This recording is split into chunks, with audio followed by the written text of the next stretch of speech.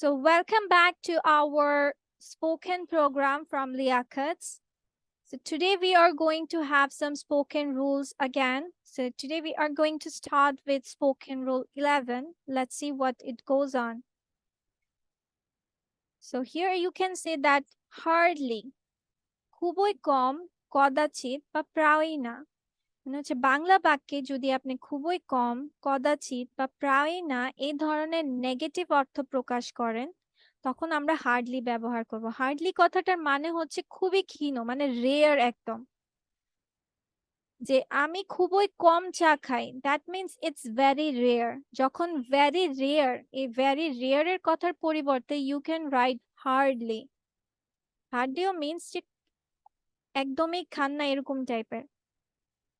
So সেখানে দেখি যে আপনি হচ্ছে সেন্টেন্সটা কিভাবে মেক করবেন। Let's go with the structure, which is that subject থাকবে, then hardly, then verb and object. ঠিক আছে, যেমন আমি খুবই কম চা খাই, আই হার্ডলি টেক টি। মানে সাবজেক্ট ভার্ব অবজেক্ট পজিশনেই থাকবে, জাস্ট আমরা হার্ডলিটা ভার্বের আগে দিয়ে দিব। সাবজেক্টের পরে হার্ডলি, দেন ভার্ব, অবজেক্ট।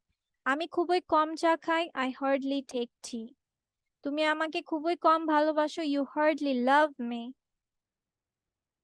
ঠিক আছে, if I say like this. So let's go with the next one, which is likely to, মানে সম্ভাবনা। বাংলা বাক্যের শেষে যদি সম্ভাবনা আছে বা ছিল এরকম যদি থাকে, তাহলে আমরা লাইকলি টু ব্যবহার করব। আচ্ছা, এটা স্ট্রাকচারটা কি হয় দেখি, then we will move on to the example. So subject plus am is are or was were, যেহেতু আছের জন্য আমরা দিব am is are, আর ছিলর জন্য আমরা দিব was were, then likely to v1 an extension। আমরা সাধারণত জানি যে টু কথাটার পরে আমরা যে ভার্বটা বসাই সাধারণত সেটাকে আমরা বেস ফর্মে করি, যেমন to eat, to sleep, to ride, to swim, like that. So এখানে আপনারা এভাবে মনে রাখতে পারেন যে লাইকলি টু এর পরে v1 হয়ে থাকে an extension।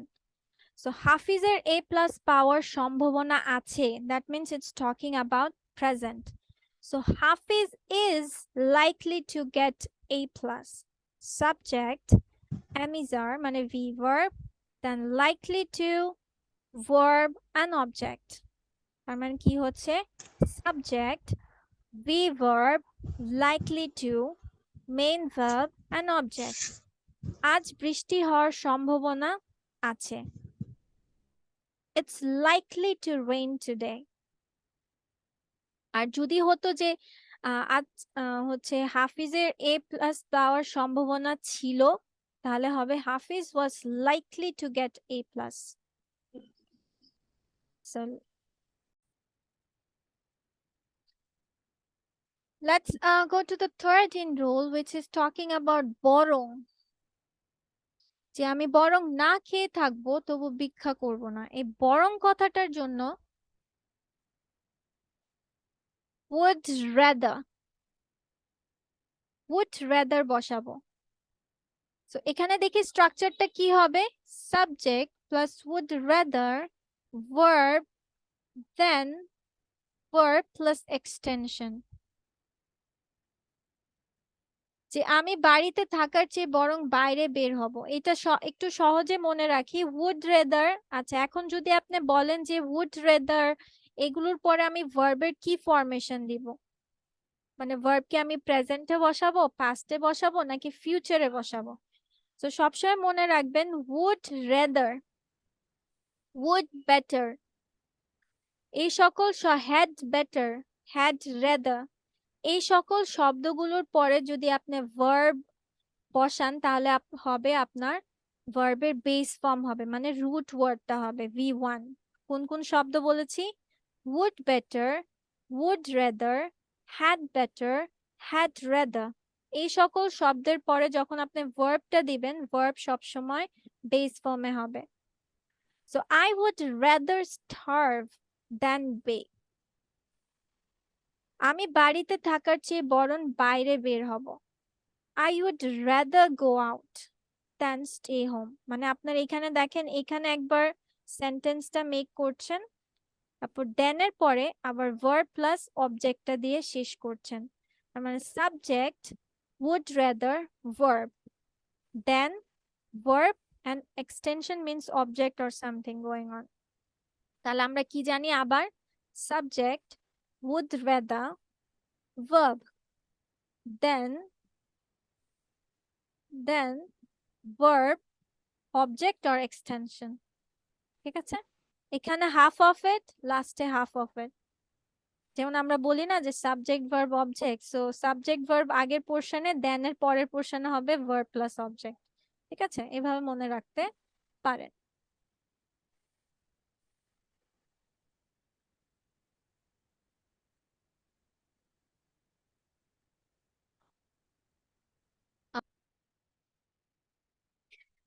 Next one is যতবার ততবার। সে যতবার বাজারে যায় ততবার চা খায়। সে যতবার পড়তে বসে সে ততবারই কি হয়? ভাত খেতে যায়, এরকম আর কি অবস্থা। আচ্ছা, সো এরকম যতবার ততবার যদি থাকে তাহলে লিখতে পারেন অ্যাজ অফেন অ্যাজ। তাহলে স্ট্রাকচারটা দেখি, subject, verb, as often as, extension মানে বাকিটুকু। এক্সটেনশন মানে হচ্ছে আপনি এখানে subject verb object as usual sentence অনুযায়ী বসাতে পারবেন। সো সে যতবার বাজারে যায় ততবার চা খায়। He drinks T as often as he goes to market. দেখছেন, এক্সটেনশন মানে এখানে আপনি এডিশনাল সাবজেক্ট, ভার্ব, অবজেক্ট বসাচ্ছেন, সেজন্য এখানে ডাইরেক্ট অবজেক্ট কথাটা না লিখে এক্সটেনশন বসিয়েছে। এক্সটেনশন মিন্স হচ্ছে আপনার কথা অনুযায়ী আপনি বাড়তি যতটুকু দরকার আপনি সেই সাবজেক্ট, অবজেক্ট আর ভার্ব আপনি সেই অনুযায়ী বসালেন। সে যতবার নির্বাচিত হয় ততবার মানুষ উপকৃত হয়। People get benefited as often as he is elected. So আমরা যতবার ততবারের জন্য মনে রাখবো যে as often as আমরা ইউজ করতে পারবো। Okay.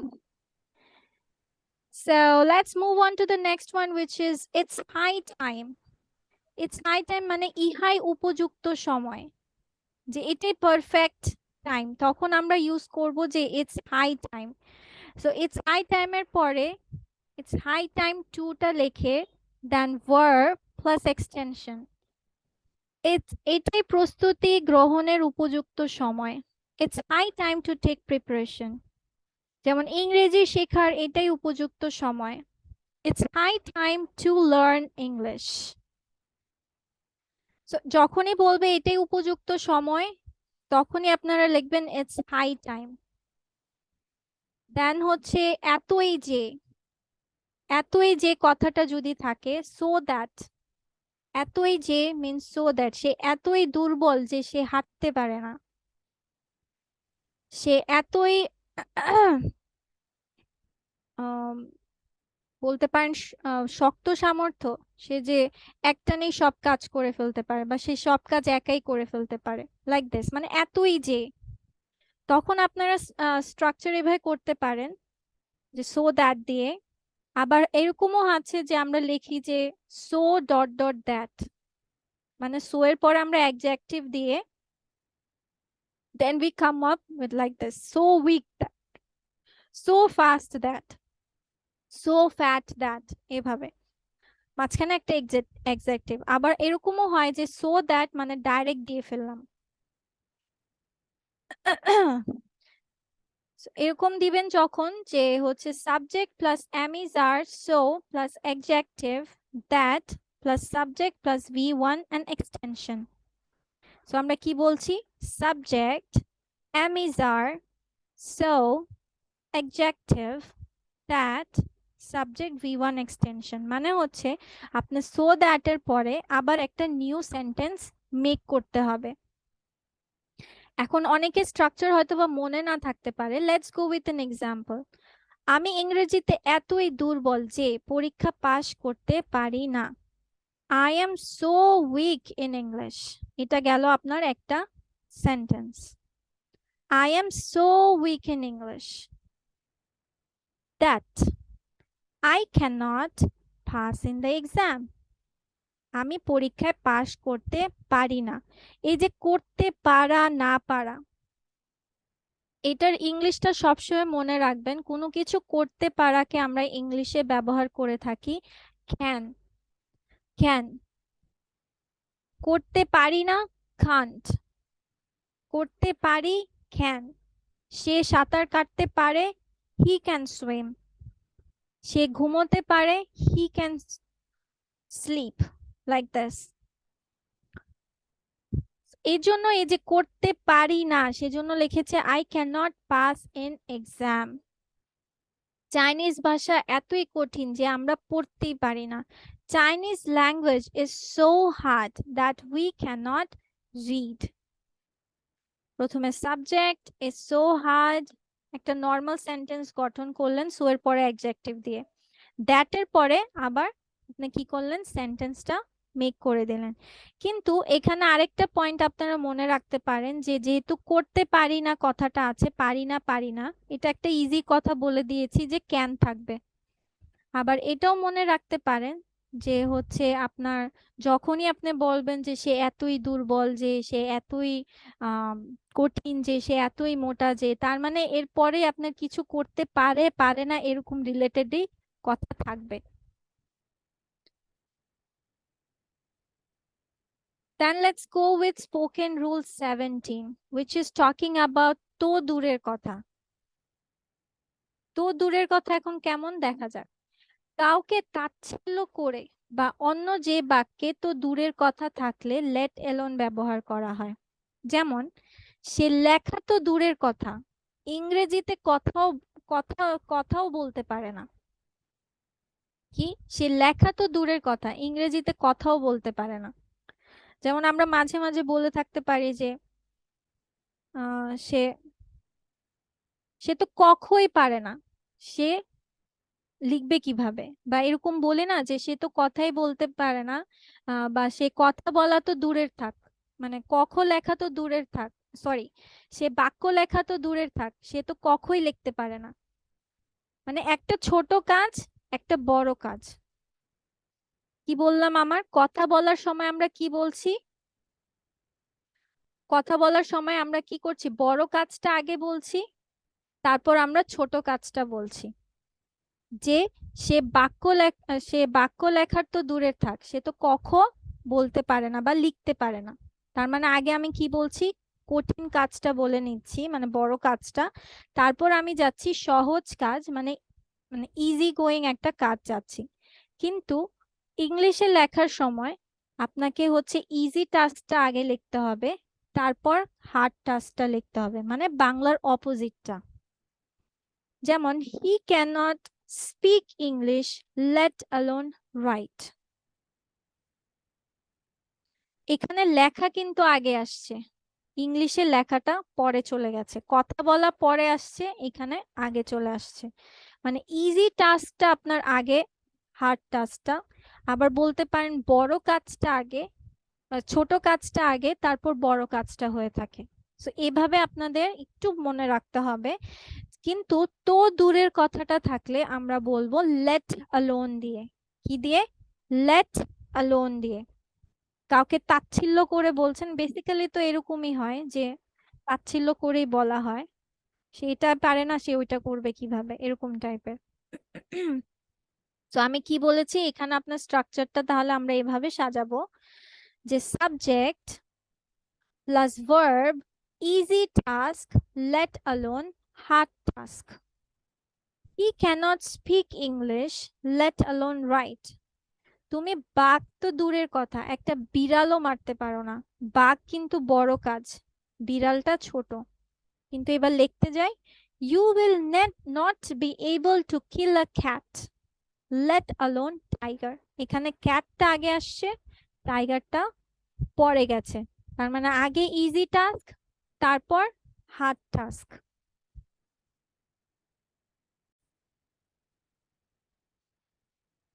আচ্ছা, কিছু করার ইচ্ছা বা মনস্থ করা, মানে মনস্থির করা যে you will do it. So এটা হচ্ছে যেমন আমরা বলি না ইন্টেনশন, যে এটা করার ইচ্ছা, তার ইন্টেনশন আছে। সো এই ইন্টেনশন থেকে আপনার ইন্টেন্ড টু আসছে আসছে ইন্টেনশন মিন্স নাউন হয়ে যায়, ইন্টেন্ড হচ্ছে ভার্ব। সো এখানে আপনার হয়ে যাবে subject plus intend to plus V1 and extension. So আমার ইংরেজি শেখার ইচ্ছা আছে, I intend to learn English.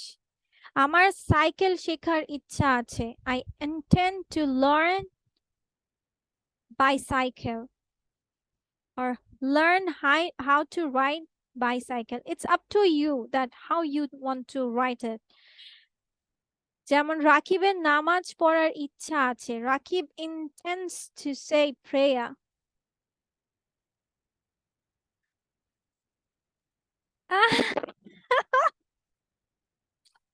Okay, sorry for laughing. I will go afterwards about that one. Okay, let's go with উচিত ছিল। কি বলছে? উচিত ছিল, should have. Subject plus should have plus verb past participle and extension.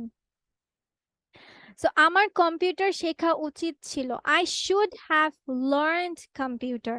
আপনারা সবসময় মনে রাখবেন, যদি মনে না রাখতে পারেন যে আপনার কোন ধরনের ভার্বের পাস্ট পার্টিসিপল, এই কথাটা যদি মনে না রাখতে পারেন, তাহলে খেয়াল রাখবেন যে হ্যাভ কথা, মানে verb to have, which is have, has, had, এই কথাগুলো থাকলে সবসময় ভার্বের পাস্ট পার্টিসিপল ফর্ম দিতে হয়। have learned, have done, have slept, have swam, ঠিক আছে, swam, sorry, swam, then have done, have stood, have broken, like this.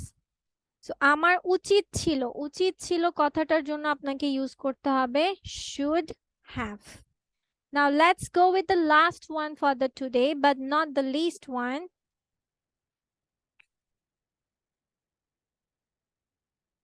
Having a hard time, কঠিন মনে হওয়া। ঠিক আছে, যে আমার এটা করতে অনেক কঠিন লাগছে, যেমন আপনাদের ক্ষেত্রে if I say something like that, যে আপনাদের ইংরেজি শিখতে এখন কঠিন লাগছে, so you are having a hard time learning English. So subject having a hard time, কিন্তু এখানে খেয়াল রাখতে হবে you need to give verb plus ing an extension. তোমার সাথে সময় কাটানো আমার জন্য কঠিন মনে হচ্ছে, I'm having a hard time spending with you. I'm having a hard time explaining the issue. তোমার সাথে বিষয়টি ব্যাখ্যা করা আমার জন্য কঠিন মনে হচ্ছে। তো কঠিন মনে হওয়া বা কঠিন লাগছে, so you are going to write it like this, having a hard time doing that thing.